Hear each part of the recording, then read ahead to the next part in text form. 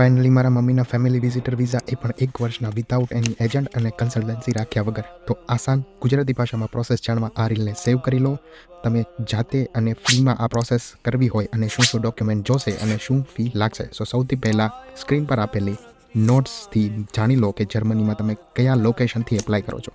ત્યાંની સિટી ઓફિસમાંથી ફેરફ્લિસ્ટું એરક્લેરું કઢાવી લો. ત્યાર પછી online Schengen visa application fill કરી લો. જો તમારે step by step form fill કરવાની પ્રોસેસ જાણવી હોય તો કમેન્ટમાં પ્રોસેસ એમ કહી શકો છો, હું એ પણ જણાવી આપીશ સ્ટેપ બાય સ્ટેપ.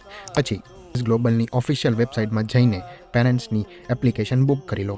અપોઇન્ટમેન્ટના દિવસે સ્ક્રીન પર આપેલા આ ડોક્યુમેન્ટ્સ લઈ જવા કમ્પલસરી છે. જો તમારા પેરેન્ટ્સ જોબ કરતા હશે ઓર બિઝનેસ કરતા હશે તો કમેન્ટમાં બિઝનેસ ઓર જોબ લખી શકો છો. હું તમને આ કેટેગરીના રિલેવન્ટ ડોક્યુમેન્ટ જણાવી આપીશ.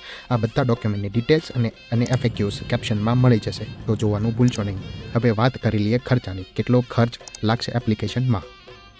મેં પર પર્સન વિઝા માટે આપ્યા 8,000 રૂપિયા. વીએફએસ ગ્લોબલ એપ્લિકેશન ચાર્જ 1,714 રૂપિયા. કુરિયર ચાર્જ 611 રૂપિયા. ટ્રાવેલ ઇન્સ્યોરન્સ 3,862 રૂપિયા.